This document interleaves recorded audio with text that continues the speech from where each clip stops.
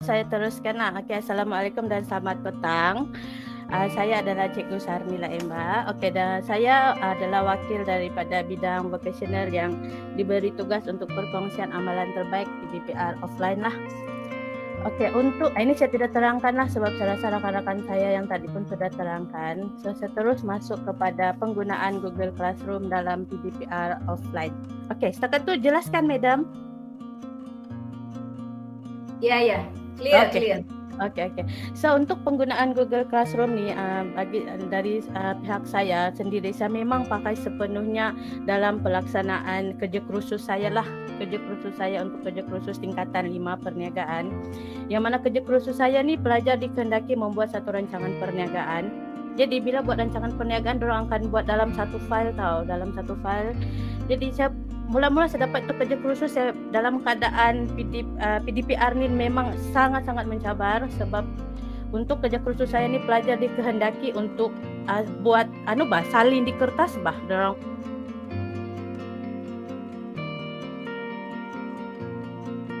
untuk ni dengan pelajar saya seramai 56 orang dengan keadaan PDPR ni. Lepas tu masa pun memang agak suntuk juga. Jadi sebenarnya penggunaan Google Classroom ini sangat membantu saya untuk membuat kerja kursus. Seramai 56 orang tu cuma ada 2 orang saja yang bermasalah. Itu pun yang 2 orang, yang satu dapat diselesaikan, cuma tinggal seorang tu sajalah. Yang seorang tu pun rasanya masalah dia pun dia tidak kuat, tapi dia masih still boleh dihubungi lah. Jadi penggunaan Google Classroom ni dalam PDPR ni sangat membantu. Saya rasa Google Classroom ni saya buat yang pertama adalah untuk membuat mudah untuk saya buat kelas lah, terutamanya saya dalam pengumpulan itu bahan kerja kursus saya. Okey, untuk membuat kelas dalam Google Classroom, saya rasa mungkin cikgu-cikgu daripada SMK 10 mungkin ada yang lagi pakar dari saya. Okey, mungkin sudah biasa jumpa macam mana untuk buat kelas ni. So dalam kelas ni saya akan buat kelas mengikut jumlah itu kelas yang dalam jadual PDPR saya lah. Lepas tu saya akan suruh pelajar saya join dalam kelas saya ni mengikut kod yang sudah ada dalam itu Google Classroom.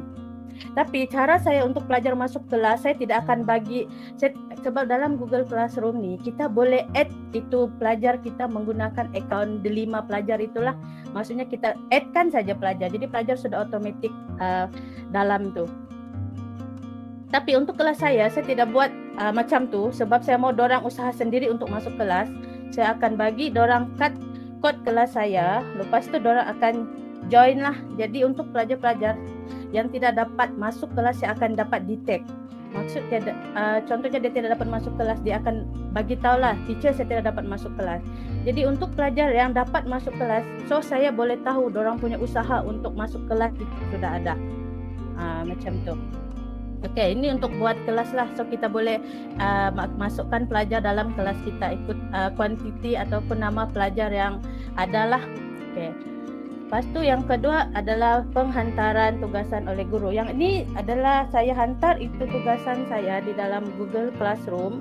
Apa-apa bahan ataupun apa-apa video link yang saya buat kelas dekat Google Meet, senarai contoh-contoh soalan atau contoh yang penting setakat ni paling tu adalah kerja kursus lah. Sebab kerja kursus ini sekarang masa pun sudah tidak banyak kan. Jadi memang saya akan pakai ini Google Classroom. Jadi pelajar-pelajar yang tidak dapat join itu kelas secara real time masa live tu, dorang boleh tengok itu bahan ataupun itu rakaman selepas dorang ada itu internet. Contohnya hari tu ada pelajar saya bagi tahu dia tidak dapat masuk itu kelas online saya waktu real time sebab dia tunggu itu data daripada ibu bapa dia. Ibu bapa dia kerja malam baru balik. Jadi malam tu baru dia ada data.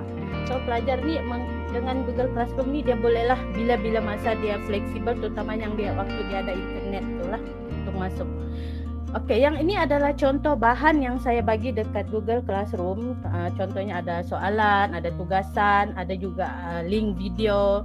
Jadi pelajar ni dia terus klik dekat tajuk dia sebab bila kita hantar soalan dekat Google Classroom, kita boleh assign untuk semua pelajar. Maksudnya semua pelajar akan dapat dekat alamat Google Classroom dorang yang dorang buka menggunakan alamat delima dorang. Jadi masing-masing boleh tengoklah dekat situ.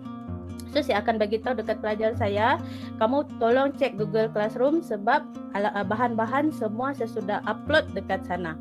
Okay. So seterusnya dari aspek penghantaran tugasan oleh pelajar, yang ni memang agak mencabar, sangat mencabar untuk saya. Tapi sebab kita tahu pelajar kita berada di rumah, kita tidak boleh kontrol dorang kan. Jadi apa yang saya buat adalah penghantaran tugasan ni saya akan bagi dorang tempo masa untuk hantar itu kerja.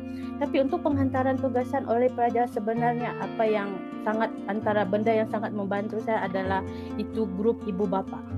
Itu grup ibu bapa sangat memainkan peranan penting untuk melibatkan semua pelajar bah. Macam kes pelajar saya baru-baru ni yang satu orang yang sangat bermasalah tu, yang dia memang sangat, kalau tengok dekat Google Sheet yang Cikgu Gilbert buat tu, nama dia lah asyik tidak hadir.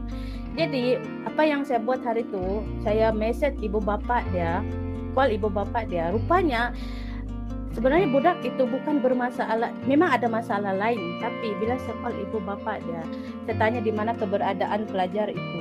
Rupanya pelajar itu dia berada di rumah saudara dia. Kenapa berada di rumah saudara dia? Apa yang mengejutkan saya adalah rupanya pelajar itu cari internet untuk main game. Jadi di situ saya boleh buat kesimpulan sebenarnya pelajar ini dia ada line dan dia boleh usaha untuk dapat line sebenarnya. Jadi saya berhubunglah dengan pelajar tersebut. Ya, kalau dia tidak dapat hantar Google Classroom pun boleh.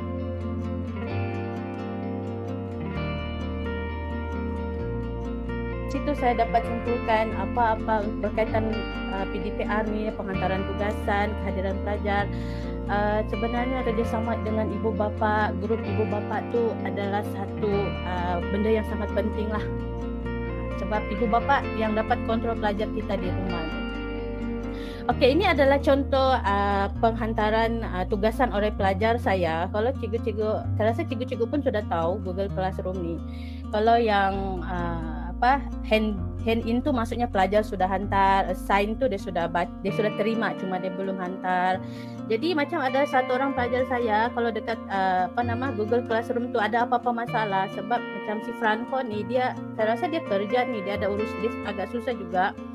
Jadi apa yang dia buat, dia selalu bila dia hantar tugasan dia akan tinggalkan pesanan dekat Google Classroom saya ni. Dia akan bagi tahu lah di situ apa masalah dia sepanjang dia buat itu tugasan lah. Okey, ini adalah contoh tugasan yang dihantar oleh pelajar saya di dalam Google Classroom. Okey, orang hantar ni dalam bentuk PDF. Memang ada masalah jugalah, itu biasa. Ramai yang cakap tidak boleh tukar, tapi saya cuba untuk bagi tahu orang apapun kamu kena usaha juga. Sebab kalau kamu tidak usaha memang agak problem jugalah untuk siapkan kerja kamu. Jadi tapi syukurlah orang dapat siapkan juga. Okey, lepas tu menyemak dan mengembalikan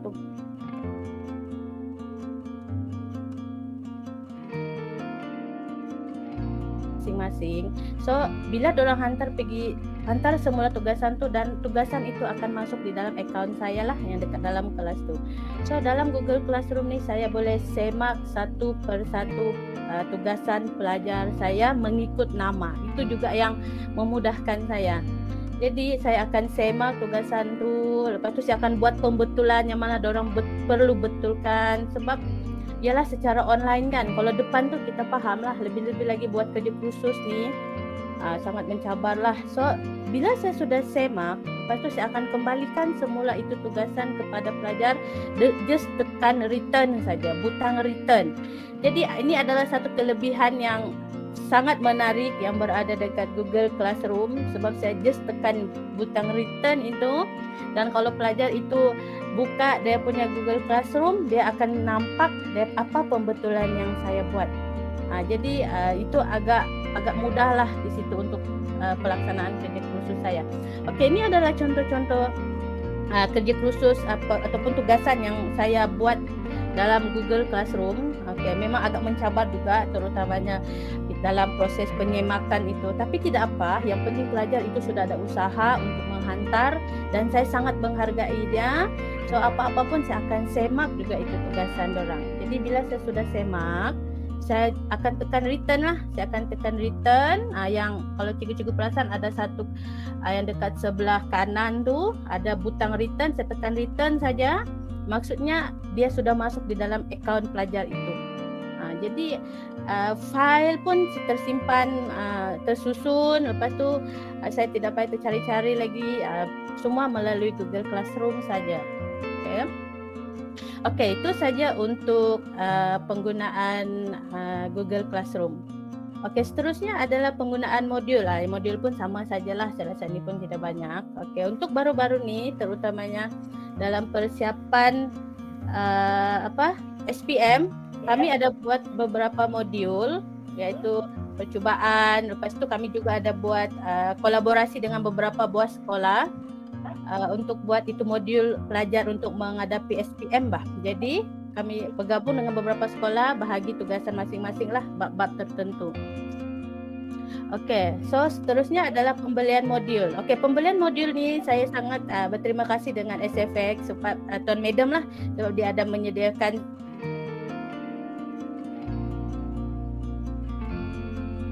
kami gunakan untuk beli itu soalan-soalan percubaan daripada guru cemerlang lah. Dan modul itu kami sudah compilekan dalam satu file. Lepas tu kami edarkan kepada pelajar. Dan perbincangan itu kami akan lakukan. Kalau online ni, kita akan gunakan macam cara voice chat, telegram. Lepas tu ada juga yang menghantar dekat Google Classroom. Dan saya akan semak dekat sana lah. Okay, so ini adalah contoh pembelian modul. Lepas tu penghantaran modul yang kami buat lah untuk bidang vocational. Okey lah, saya rasa itu sajalah Madam. Ya. Okey, bagus lah. Ini satu lagi Google Classroom ini. Very organized nih. Kalau udah hantar pun memang senang. Ya, Madam. Okay. So ini satu sharing lah. Kalau dapat buat memang bagus lah. So thank you very much. Sekarang